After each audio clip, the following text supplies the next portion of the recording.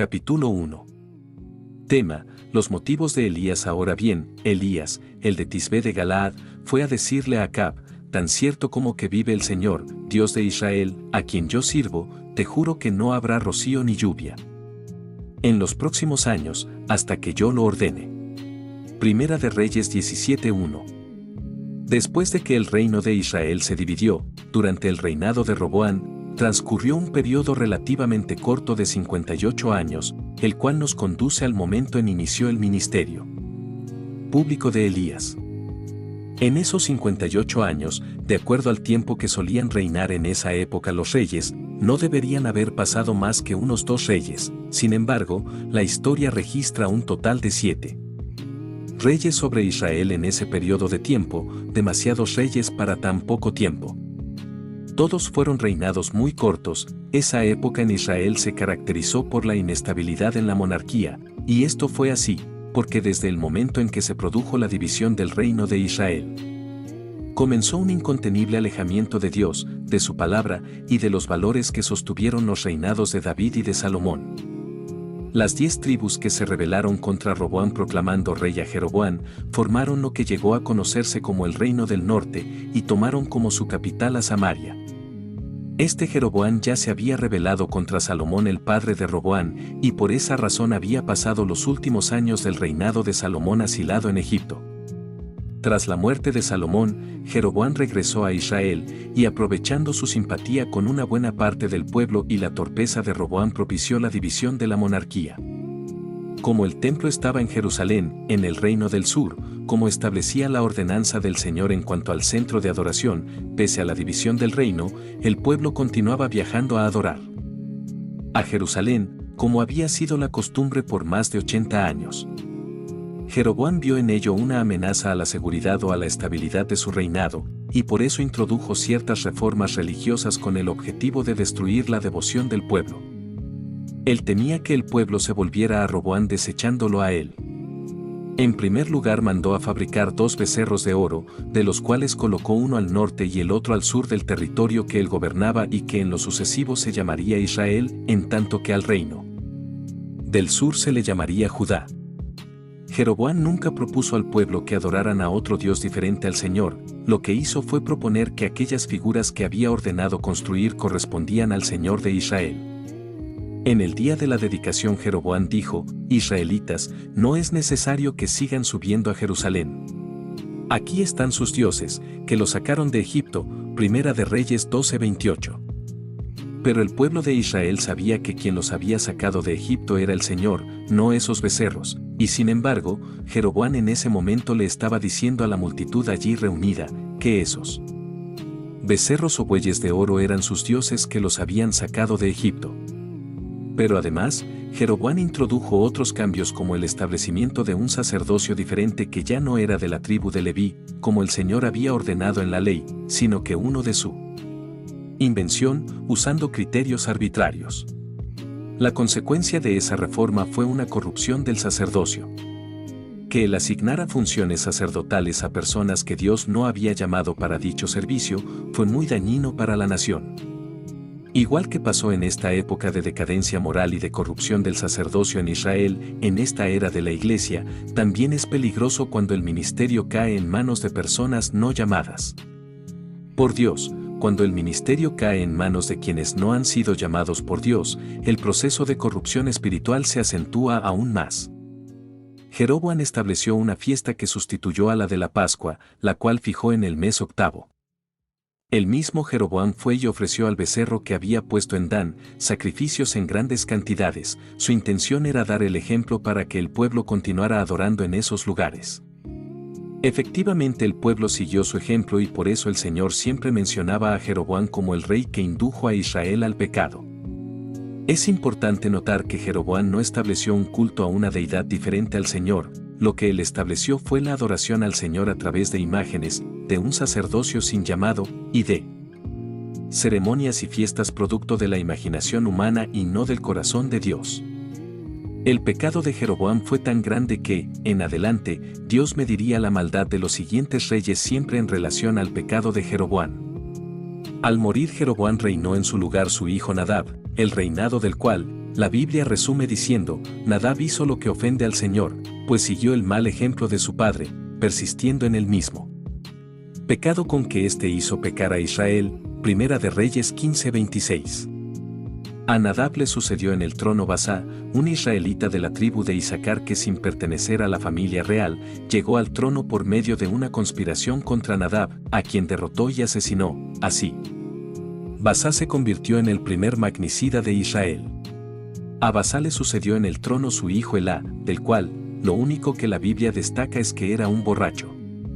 Las cosas marchaban de mal en peor en Israel. En una de sus borracheras Elá fue asesinado por Zimri, uno de sus funcionarios que tenía el mando de la mitad de sus carros de combate, el cual además de usurpar el trono aniquiló a toda la familia de Elá, hasta el último varón, conforme a la palabra que el Señor había anunciado contra Basá por medio del profeta Jehú. Primera de Reyes 16:12. Zimri reinó únicamente 7 días, pues un aventurero militar de nombre Omri lo buscó y lo asesinó, y se convirtió en el nuevo rey de Israel. Omri no tenía ninguna intención de reforma espiritual, por el contrario, de él se dice que pecó más que todos los reyes que lo precedieron. Primera de Reyes 16:25. Con Omri Israel pasó de lo malo a lo peor y su reino duró 12 años. A Omri le sucedió en el trono su hijo Acab, famoso por su maldad, de quien la Biblia dice, hizo lo que ofende al Señor, más que todos los reyes que lo precedieron. Primera de Reyes 16:30. Acab superó el récord de maldad de su padre. Acab se casó con la tristemente famosa Jezabel, una princesa, hija de Ed-Baal rey de Sidón, el cual se llamaba como el dios al que servía. Ed-Baal era además sacerdote de Baal, y Jezabel su hija era devota al dios de los sidonios. Fue ella quien introdujo en Israel el culto a Baal hasta convertirlo en la religión oficial. Los sacerdotes de Baal y de la diosa Aserá comían a la mesa de Jezabel, ella era quien los sustentaba y patrocinaba. El pecado de Acab era mayor que el de Jeroboam, ya que éste había hecho imágenes de quien la ley manda enfáticamente no hacer imágenes, de Dios. Pero Acab y Jezabel querían eliminar el culto al Señor y oficializar el culto a Baal, y para lograrlo estaban dispuestos a matar a cualquier defensor o representante del culto al Señor, y estando el sacerdocio corrompido, era a los profetas a quienes había que perseguir. La persecución de los profetas del Señor fue cruel. La idea de los malvados reyes era convertir a Baal en el nuevo Señor de Israel. El nombre Baal significa Señor, y ellos querían sembrar la idea de que el verdadero Señor estaba muerto, que ya no existía, que era un viejo mito en Israel y que la nueva divinidad en Israel era Baal. Esta era la situación en Israel en el capítulo 17 del libro primero de Reyes, en el cual se basará esta obra. La historia del profeta comienza de forma abrupta, súbitamente aparece Elías el de Tisbé de Galaad, pronunciando palabras atrevidas delante del rey Acab, diciéndole, tan cierto como que vive él, Señor Dios de Israel a quien yo sirvo, te juro que no habrá rocío ni lluvia en los próximos años hasta que yo lo ordene. Primera de Reyes 17:1. Acab y los que presenciaron aquella presentación se habrían preguntado, ¿de dónde salió este hombre? ¿Quién es este montañés atrevido? La irrupción de Elías en aquella escena deja más preguntas que respuestas. Apareció de la nada, no se sabe nada de sus orígenes, ni quiénes eran sus padres, ni de su infancia, simplemente apareció. Pero esa repentina aparición de Elías deja ya una enseñanza. En los momentos de mayor oscuridad, cuando el servicio a Dios se deforma, cuando el ministerio queda en manos de personas sin vocación, cuando se corrompe el sacerdocio y se pervierte la forma de adorar a Dios, y cuando Dios es sustituido por ídolos, es cuando Dios levanta a quienes serán las luminarias que harán resplandecer la luz de Dios en las tinieblas. Dios levanta a sus mejores hombres en medio de las mayores crisis. Los grandes hombres de Dios no aparecen cuando las cosas están mal sino cuando están peor. Por eso Elías surgió cuando en Israel peligraba la subsistencia del culto al Señor, cuando el sacerdocio lo ejercía una clase corrupta y sin llamado, cuando los profetas del Señor eran perseguidos y asesinados, y cuando el panorama en Israel era menos alentador. ¿Necesitamos a un nuevo Elías ahora? Creo que aunque con circunstancias diferentes, ocurren a nuestro derredor y en nuestra época, las mismas cosas de los tiempos de Acab. Hoy, muchas personas no llamadas por Dios tienen preponderancia en el campo evangélico, personas faltas de llamado y ególatras que no buscan la gloria de Dios. Y todo esto sin mencionar los escándalos morales, los robos y la falsedad. En estos días el mensaje del Evangelio se ha trivializado, existe demasiada superficialidad, los mismos evangélicos tienen un concepto errado del Evangelio de Cristo. Las personas creen que el Evangelio es lo que los medios de comunicación religiosos les presentan, y si estos presentan como Evangelio el uso del shofar, el baile, los brincos, los desvanecimientos, la tergiversación de la palabra de Dios para pedir dinero, el uso de la mentira, entre otras cosas, la gente lo recibe sin examen alguno. Hace unos días alguien que predicaba sobre los supuestos significados en griego de la palabra iglesia, y como nunca había escuchado los significados que él mencionó, investigué y descubrí que todos eran falsos. Hoy muchos predicadores con la excusa de que el griego significa esto, o el hebreo esto otro, se inventan cualquier extravío, y la inmensa mayoría como no tiene acceso a dichas lenguas, simplemente cree lo que dicen. Y cuando la manipulación alcanza el nivel del engaño, Dios no se quedará de brazos cruzados, su palabra dice, no ha dejado de dar testimonio de sí mismo, Hechos 14:17. Él no tardará en demostrar que es un Dios vivo y real, que sigue siendo Señor del universo, de su iglesia, de su creación, de lo visible y de lo invisible, y que sigue sentado en su trono. Y para restablecer los valores perdidos, Dios levanta a los hombres de crisis. Como los bomberos para cuando hay incendios, como los médicos traumatólogos para cuando a las salas de emergencias de los hospitales llegan personas fracturadas, así Dios levanta a los hombres de crisis. Esa era la función que tenían los profetas para Israel. Y si verdaderamente estamos viviendo una época como la que describimos, ¿no será que ha llegado ya el tiempo para que un nuevo Elías se levante? ¿No será que Dios querrá que tú te levantes como esa lumbrera que traerá luz y esperanza al remanente de fieles que aún temen el nombre de Dios y quieren servirle como su palabra ordena? Elías apareció en un momento de decadencia espiritual en Israel, y cuando al leer el relato se le ve aparecer tan repentinamente y con tanta autoridad, uno pregunta, ¿de dónde salió este hombre? ¿Quién es ese extraño que confronta al rey? ¿Cómo llegó a esa convicción con que habla? ¿Cómo Dios le mostró lo que tenía que hacer en Israel? Y aunque la Biblia da poca información sobre los antecedentes de este aguerrido profeta, sus orígenes y su formación, en este capítulo retrocederemos algunos años del momento de su presentación delante del rey Acab y hurgaremos en la poca información disponible en las Escrituras para descubrir sus características y hábitos más importantes. En primer lugar, Elías era un perfecto desconocido en los dominios del reino de Israel. El versículo que nos ocupa dice que Elías, el de Tisbe, era de Galaad. No hay certeza de lo que significa la palabra Tisbe como la traduce la NVI. Algunos piensan que era un lugar en la región montañosa de Galaad como el texto parece sugerirlo.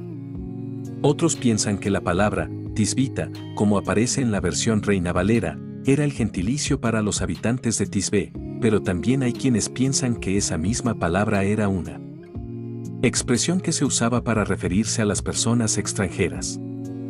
Galaad se encontraba al oriente del Jordán, en un territorio que aunque era parte de Israel, en esa época había decaído tanto que prácticamente no lo tomaban en cuenta, sino más bien era considerado como otra tierra, y por eso se cree que a los pobladores de dicha región se les llamaban tisbitas, es decir extranjeros, o de Tisbe, del extranjero. En segundo lugar, además de ser casi un extranjero, Elías era un montañés. Galaad significa rocoso, por lo que se asume que ese territorio de donde había descendido el profeta era una tierra muy rocosa, y esa característica del terreno también nos sugiere que aquella era una de las regiones menos habitadas del territorio de Israel. La región de Galaad comprendía grandes extensiones de tierra con muy pocos habitantes, se supone que era una zona montañosa con arboledas en la parte alta, pequeños poblados en las partes medias y bajas, y cultivos en las laderas. La mayoría de su escasa población se dedicaba a la ganadería, a la agricultura o a la cría de ovejas. La Biblia no habla nada del trasfondo familiar del profeta Elías, ni de su lugar de nacimiento, ni de su ocupación, y ni siquiera de la tribu a que pertenecía, pues Galaad era una región muy grande, que abarcaba territorios de dos tribus, Gad y Manasés. Igualmente, de Tisbé, la región de origen del profeta, se sabe muy poco. Lo poco que se sabe es que las personas de esa región, dadas sus condiciones de vida, eran muy toscas, muy rudas, no tenían ningún refinamiento, y así era Elías, un hombre rudo. En tercer lugar, Elías era un hombre pobre que dependía de Dios. Se sabe que la zona de origen del profeta era muy pobre, y eso, sin duda, habría sido parte importante de la preparación natural a que Dios sometió a su profeta. Al igual que sus coterráneos, peor sus condiciones de vida, Elías habría estado acostumbrado a vivir con austeridad. Probablemente por esa misma razón, Elías aparece en el relato bíblico como un hombre de un solo vestido. Su atuendo consistía en una piel de camello y un cinturón, prendas que seguramente habrían estado entre las más baratas de la moda de la época. Ese dato sobre su vestimenta del profeta, lo mismo que su conducta mostrada en las Escrituras en los momentos de privación y necesidad que pasó durante su ministerio, nos permiten afirmar sin temor a equivocarnos que Elías era un hombre pobre y austero. Y en cuarto lugar, la vida del profeta Elías estuvo marcada por la soledad. Dado que su tierra de origen tenía pocos pobladores, Elías ya habría estado bastante habituado a vivir en soledad. Y esa soledad debió ser una herramienta efectiva utilizada por Dios para trabajar en el carácter, lo mismo que en la espiritualidad de su profeta. Y como ya hemos dicho antes que una de las principales actividades de la región de donde provenía el profeta era el pastoreo, y esta era una labor solitaria que exigía horas y horas sin más compañía que el rebaño. A lo mejor en el desempeño de esa labor, Elías habría aprendido a hacer de la soledad una aliada importante y su mejor compañía. Y cuando digo que la soledad habría servido a Dios para afinar la espiritualidad de Elías, me refiero a que el hecho de pasar tantas horas sin otra compañía que la del omnipresente Dios, debió brindarle al profeta las condiciones necesarias para tener con bastante frecuencia momentos de profunda reflexión y de mucha intimidad con Dios. De alguna manera, la noticia de lo que ocurría del otro lado del Jordán, allá donde estaba la civilización, donde vivían los reyes, llegó a oídos de Elías hasta aquellas lejanas montañas de Galaad, y, aunque la Biblia no dice cómo sucedió, el profeta se enteró de la idolatría que se expandía desde Samaria hacia el resto de Israel. No sabemos si Elías ya había nacido cuando Jeroboam hizo los primeros ídolos. Se cree que para este momento Elías tendría unos 40 años o más. Sin duda él conocía la maldad de Acab. Pero ¿qué podía hacer este hombre frente a la situación que se vivía en el centro del poder? Quizá él mismo haya llegado a pensar, eres un hombre rústico, un montañés. ¿Qué puedes hacer? ¿Cuál es tu influencia sobre los reyes? Y ante esas preguntas a Elías no le quedaba más que una opción, la única opción de las almas piadosas en la dificultad, la oración.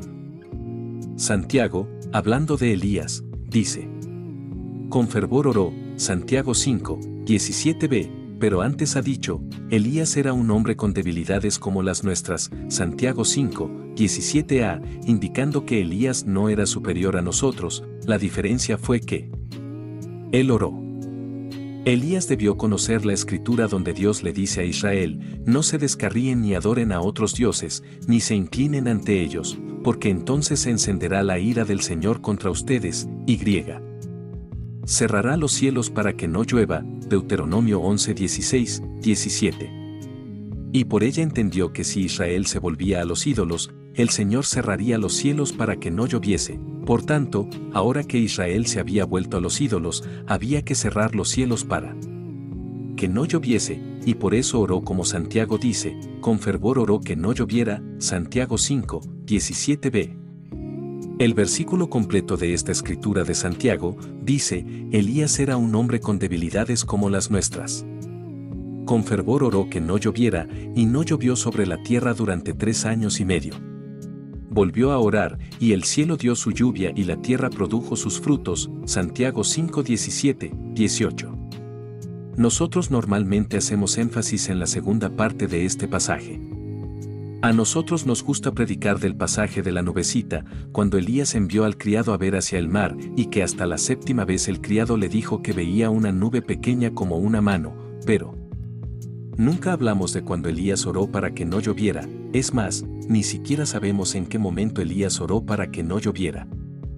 Si prestamos atención a los detalles de la Escritura nos daremos cuenta que esa oración fervorosa para que no lloviera sobre Israel, de la que habla Santiago, Elías la habría hecho estando aún en las montañas de Galaad, y solo hasta que tuvo la certeza de que Dios había respondido a su oración bajó a Samaria para decretar el juicio de Dios. El Señor ha prometido responder nuestras oraciones, su palabra dice, esta es la confianza que tenemos al acercarnos a Dios, que si pedimos conforme a su voluntad, Él nos oye. Primera de Juan 5:14. ¿Y qué más voluntad del Señor que la que Él mismo había expresado? No se descarríen ni adoren a otros dioses, ni se inclinen ante ellos, porque entonces se encenderá la ira del Señor contra ustedes y cerrará los cielos para que no llueva. La oración de Elías debió ser de la siguiente manera: Señor, tu pueblo se ha vuelto a los ídolos, han derribado tus altares. Acab ha mandado a construir en el centro de Samaria un templo dedicado a la diosa Aserá. ¿Qué más se puede esperar? Señor, que no llueva, Señor, cierra los cielos, y que no llueva más. Aquella era una petición terrible, porque lo que él pedía provocaría sequía, se perderían cosechas, habría hambre, muchas personas no lograrían sobrevivir y morirían de hambre y de sed, y eso fue lo que sucedió por la oración del profeta. Qué tremendo tener que hacer una oración de ese tipo. Una oración que traería duras consecuencias para un pueblo entero, las cuales afectarían a ancianos y niños, incluso a los animales. Pero ¿por qué Elías hizo semejante oración? Porque amaba a Dios con un amor quemante. Él mismo dice, me consume mi amor por ti, Señor Dios Todopoderoso. Primera de Reyes 19:10. La clave de los motivos de Elías está en esas palabras, por eso. Él podía hacer una oración tan terrible como esa, porque el amor quemante que sentía por su Señor lo consumía. Para Elías la santidad y el señorío de Dios estaban por encima de cualquier otra cosa. No es que él fuera un hombre desnaturalizado que no le importaba el dolor de su pueblo, es más, aún sabiendo que él mismo sufriría las consecuencias, pidió por una desgracia nacional, porque para él había un valor superior, el señorío de Dios en Israel.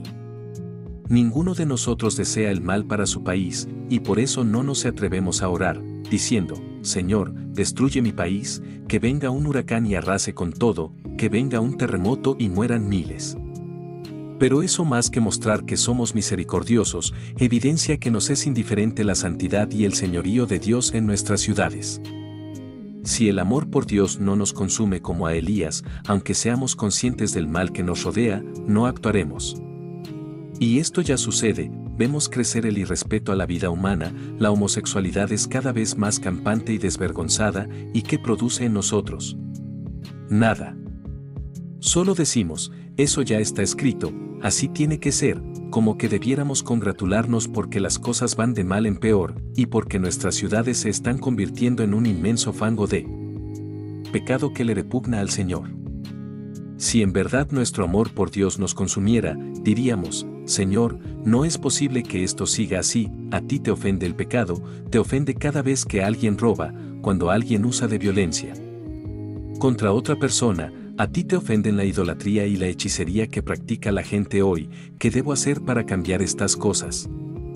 Israel era una nación perdida, y para Elías la medicina estaba en la escritura que decía que si Israel se iba tras los ídolos se cerrarían los cielos para que no lloviera, y aunque amaba a su pueblo, su amor por Dios era mayor, y le consumía. Solo sabiendo esto podemos entender cuáles eran los motivos de Elías. Al profeta no le motivaba otra cosa más que su amor al Señor, y su deseo de que Dios reinara y señoreara en Israel. Muchas veces nosotros disfrazamos nuestros motivos con un antifaz de piedad, encubrimos nuestra sed de reputación y de popularidad con pretensiones espirituales, pero en la intimidad de nuestro ser abrigamos motivaciones egoístas y mezquinas. Y nadie, excepto Dios, conoce los verdaderos motivos que nos mueven, pues muchas veces ni siquiera nosotros conocemos los verdaderos motivos de nuestro corazón. A Elías lo consumía su amor por Dios, pero ¿qué sucede con nosotros? ¿Acaso nos consume el amor por Dios también? Seguramente no. Sí. Jesús nos preguntara, ¿me amas? Quizá le responderíamos, sí, te aprecio. Y quizá por esa actitud nuestra ante el Señor, en vez de cambiar las cosas somos parte del desastre que es inminente a menos que haya un hombre como Elías que se ponga en el camino para cerrar los cielos. Elías oró que no lloviera hasta que Dios le respondió, pero su sorpresa fue que Dios lo envió a él a pronunciar el juicio ante Acab. Pero ¿a quién mejor que él podía enviar Dios? Él era el único cuyo amor por Dios le consumía, el único interesado en demostrar que Dios estaba vivo, que el Señor Todopoderoso de Israel seguía obrando con poder, y que no era una vieja leyenda como pretendían hacer creer Acab y Jezabel. Y obedeciendo a Dios, el silvestre Elías, el de Tisbé, como le llama la Escritura, el extranjero de las montañas rocosas de Galaad, descendió de la montaña, pasó el río Jordán y llegó a la capital donde nadie le conocía, y fue derecho a pararse frente a Acab para decirle: tan cierto como que vive el Señor, Dios de Israel, a quien yo sirvo, te juro que no habrá rocío ni lluvia en los próximos años, hasta que yo lo ordene. Primera de Reyes 17:1. Elías desafiaba a Acab, pues afirmaba que su Dios estaba vivo y era el Señor de Israel, y no Baal como Acab y su esposa enseñaban. Esto nos lleva a preguntar, ¿por qué Acab no actuó contra Elías en ese momento?